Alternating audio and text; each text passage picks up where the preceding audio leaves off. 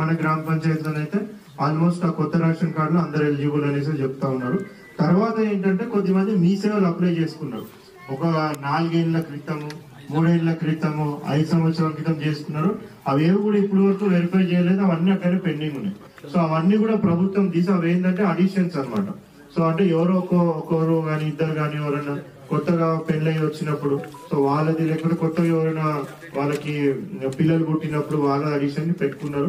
అవి ఇప్పటి వరకు ప్రభుత్వం ఏం డిసిజన్ తీసుకోలేదు. సో దీన్ని కూడా లిస్ట్ ఆల్రెడీ మీకు చదివి వినిపించినారు. సో దాంట్లో కూడా ఒక్కొక్కసారి మీకు ఏమైనా అభ్యంతరాలు ఉంటాయి.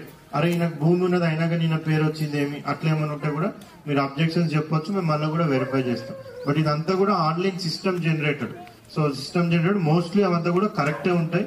సో దాంట్లో ఏమైనా మిస్టేక్స్ ఉంటే అది కూడా మీరు చెప్పొచ్చు. ఇది కాకుండా ఎవరన్నా ఇట్లా అంటే మాకు నిజంగానే భూమి లేదు, బట్ మేము 20 రోజుల పని దినం కూడా మా కుటుంబం పోయింది, అయినా కానీ లిస్ట్ లో 26 ఫస్ట్ లిస్ట్ ఉన్నాయి సార్.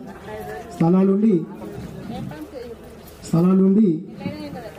ఈ యొక్క టార్చ్ షీట్ కానీ, గ్రాస్ రూప్ కానీ, ఈ యొక్క టార్పిన్ రూప్ కానీ ఇవన్నీ చెప్పడం జరిగింది సార్. తర్వాత 13 మంది లిస్టు ఇల్లు ఇవన్నీ చదివించడం జరిగింది సార్. తర్వాత మొన్న